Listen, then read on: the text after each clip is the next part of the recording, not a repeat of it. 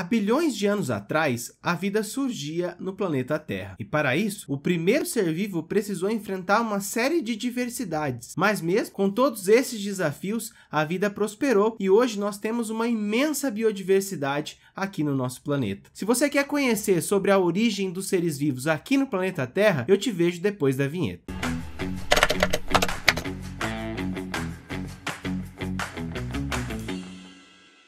Olá, seja bem-vindo ao canal Biologia Fácil. Eu sou o professor Maurílio Bergamo e essa é a nossa segunda aula do módulo Origem da Vida e Evolução. Se você ainda não assistiu a nossa primeira aula que fala sobre abiogênese e biogênese, eu vou deixar aqui em cima no card para que você possa assistir essa aula, que é aí um pré-requisito para essa nossa segunda aula, que vai tratar sobre a origem dos seres vivos no nosso planeta. Aqui na descrição tem um link para que você possa fazer o download do material que nós vamos utilizar aqui na nossa aula de hoje para estudar a origem dos seres vivos. O planeta Terra surgiu há 4,5 bilhões de anos atrás, da colisão de duas estrelas que gerou uma grande explosão e espalhou rochas por todo o universo. Algumas dessas rochas chegaram até o Sol e começaram a orbitar essa estrela. E essas rochas orbitavam essa estrela, orbitavam o Sol, deram origem a todos os planetas e, dentre eles, ao planeta Terra. O planeta Terra, há 4,5 bilhões de anos atrás, era uma massa rochosa incandescente que foi se resfriando de forma gradativa. Conforme o planeta foi se resfriando ao longo do tempo,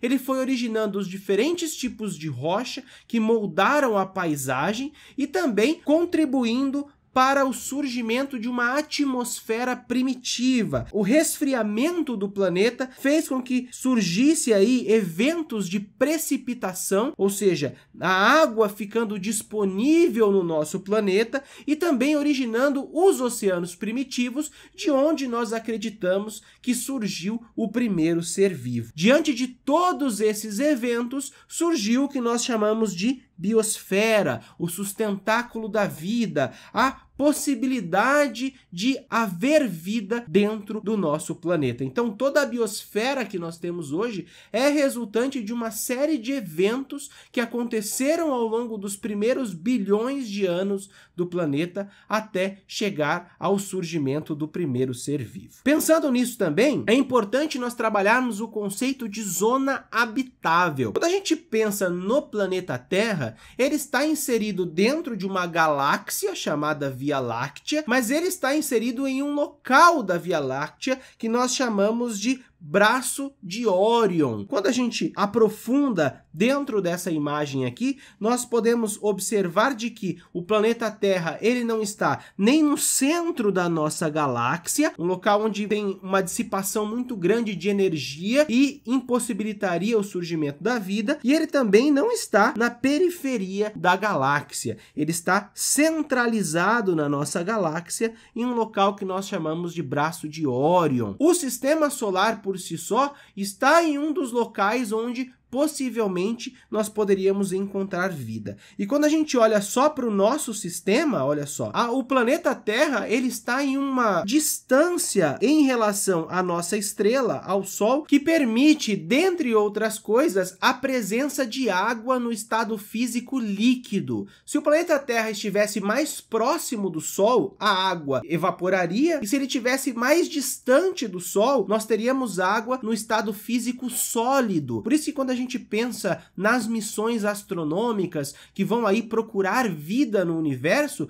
nós procuramos planetas com a presença de água no estado físico líquido, que é um dos pré-requisitos para a existência da vida. Outra questão importante para nós estudarmos a origem dos seres vivos é compreender os eventos que aconteceram ao longo do tempo dentro do planeta. E eu gosto bastante do conceito de relógio do tempo geológico. Esse é um conceito também lá da da geografia, onde se nós pudéssemos pegar toda a história do planeta e colocar essa história em 24 horas, como se fosse aí um relógio dando uma volta completa nos seus ponteiros, nós veríamos que a vida, ela surgiu há muito tempo dentro do nosso planeta. Mas as formas de vida que nós conhecemos hoje são formas de vidas que surgiram há pouco tempo dentro da história do planeta. Para você ter uma ideia, se toda a história do planeta Terra tivesse 24 horas, o homem teria surgido nos últimos 2 minutos. Então, a vida, ela foi aumentando a sua complexidade ao longo do tempo. Quando a gente olha, então, para o relógio do tempo geológico,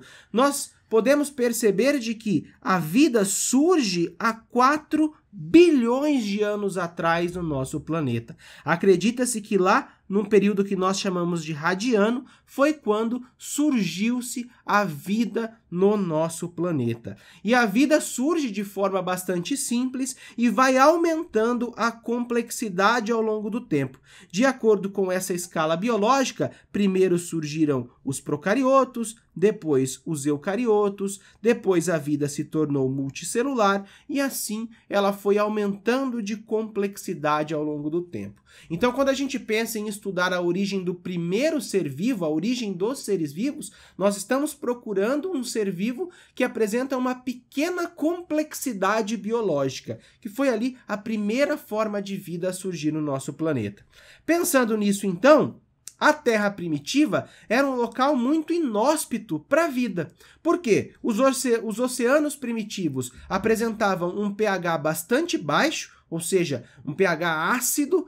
Existia uma salinidade muito grande nesses oceanos primitivos, eles não eram oceanos profundos e, principalmente, a atmosfera era muito diferente do que a atmosfera que nós encontramos hoje no planeta. Acredita-se que lá no surgimento do planeta, quando surgiram as primeiras formas de vida, a composição da atmosfera era composta por gás carbônico, existia 10% da atmosfera de gás metano, 5% de monóxido de carbono e 5% de nitrogênio. E aí nós podemos perguntar, e o oxigênio, professor, que é tão importante para a vida no nosso planeta? O oxigênio ele não estava disponível na atmosfera. O oxigênio só vai ficar disponível com o surgimento da fotossíntese, com o surgimento dos primeiros seres vivos capazes de realizar fotossíntese. E uma coisa importante para nós pensarmos em relação à origem dos seres vivos é, se não tem oxigênio, não existe camada de ozônio,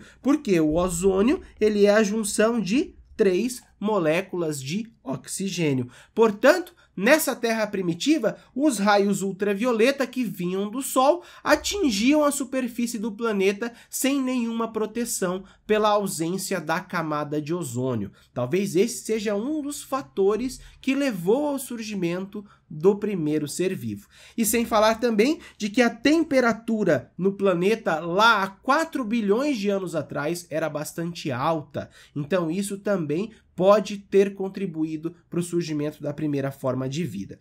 E aí, quando a gente pensa no primeiro ser vivo, existem 3 hipóteses mais difundidas. Essas hipóteses elas são baseadas na religião, baseadas na filosofia e também baseadas na ciência. Então nós vamos tratar aqui na aula de hoje dessas 3 hipóteses e de como elas são importantes, cada uma dentro do seu ponto de vista. A primeira hipótese é o criacionismo, que é uma forma religiosa de explicar a origem da vida. A segunda forma é a panspermia, que é uma forma de explicar a origem do primeiro ser vivo baseado no transporte da vida através de meteoros, asteroides, planetóides que colidiram contra a superfície da Terra e trouxeram com eles alguma forma de vida primitiva. E por último, nós temos a hipótese química, aquela que é mais complexa, que foi primeiramente formulada por Oparin e Haldane e que foi ganhando complexidade ao longo do tempo com outros cientistas. Então vamos começar os nossos estudos em relação à primeira hipótese, o criacionismo.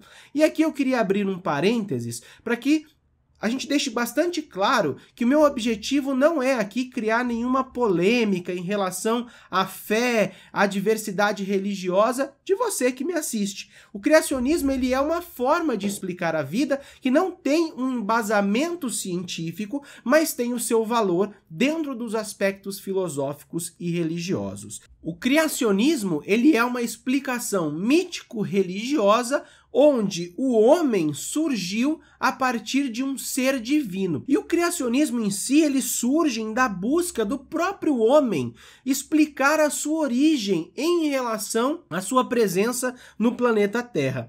Se a gente pensar em todos os habitantes do planeta, o criacionismo é a teoria de origem da vida que apresenta a maior aceitação, muito mais do que as teorias ditas científicas. E existem diversos tipos de criacionismo. Cada religião tem as suas explicações. Por isso, eu vou trazer aqui na aula de hoje duas formas de criacionismo: o criacionismo grego e o criacionismo cristão. Mas todas as formas de criacionismo têm a essência que o Michelangelo retratou, que é aí a presença de um ser divino que gera a espécie humana. O criacionismo não trata da origem dos seres vivos e do aumento de complexidade gradativa. Para o criacionismo, o ser divino criou todas as formas de vida que existem. Em relação ao criacionismo grego, nós temos duas figuras, Epimeteu e Ptolomeu. De acordo com a tradição do criacionismo grego, Epimeteu criou os homens a partir de uma forma, de um molde, e nessa criação os homens não apresentavam vida, eles eram seres imperfeitos. Ptolomeu, observando a criação de Epimeteu, rouba o fogo do deus Vulcano e lança o fogo sobre os homens, dando a eles a vida. Então aqui a origem envolve um deus, o deus Vulcano, e a figura de Epimeteu e também de Ptolomeu. Já o criacionismo cristão se baseia no texto bíblico que está lá no capítulo 1 de Gênesis, onde eu tenho uma explicação de que Deus criou todas as formas de vida,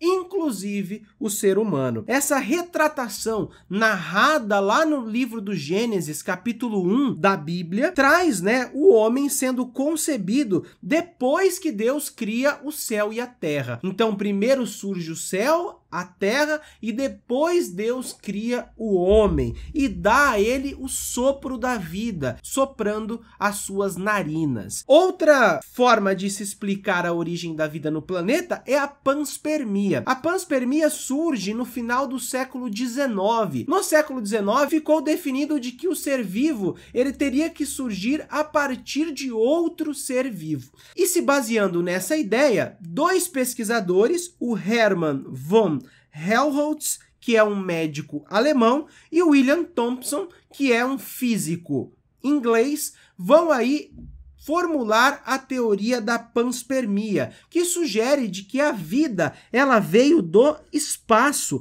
através de um meteorito que atingiu o nosso planeta. E outros pesquisadores importantes para a época vão ali adicionar elementos a essa forma de explicar o surgimento do primeiro ser vivo, como por exemplo o Svante Arrhenius, que é um químico sueco muito importante para a química. Ele é responsável pela teoria da dissociação iônica. Você já deve ter estudado isso quando você estava estudando química. E o Arrhenius vai propor de que a vida veio para o planeta através de esporos que foram transportados pelo espaço a partir da pressão gerada pela emissão de radiação por estrelas.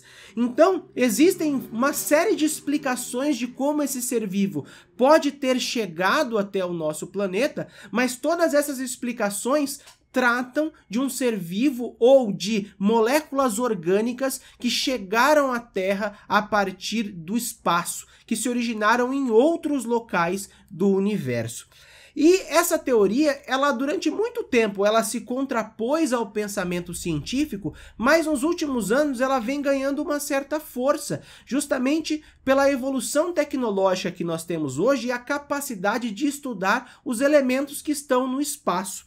Pensando nisso, então, em 1979, um pesquisador britânico chamado Fred Hoyle, especialista em astronomia, vai estudar ali poeira espacial e vai encontrar nessa poeira espacial compostos baseados em carbono, compostos com características orgânicas, o que sugere que em outros pontos do espaço pode haver vida e que essa vida pode ter chegado até o nosso planeta. De acordo com o Fred Hoyle, as bactérias elas poderiam viajar pelo espaço e chegar até o nosso planeta, sendo o primeiro ser vivo uma bactéria que veio do espaço. Até hoje, a panspermia ela não foi provada, porque nós não encontramos nenhuma forma de vida no espaço, mas ela também não foi refutada. É uma explicação sobre a origem da vida que vem ganhando força ao longo dos últimos anos, justamente por novas evidências de compostos orgânicos no espaço. Se você gosta desse tema e se você quer se aprofundar um pouco mais,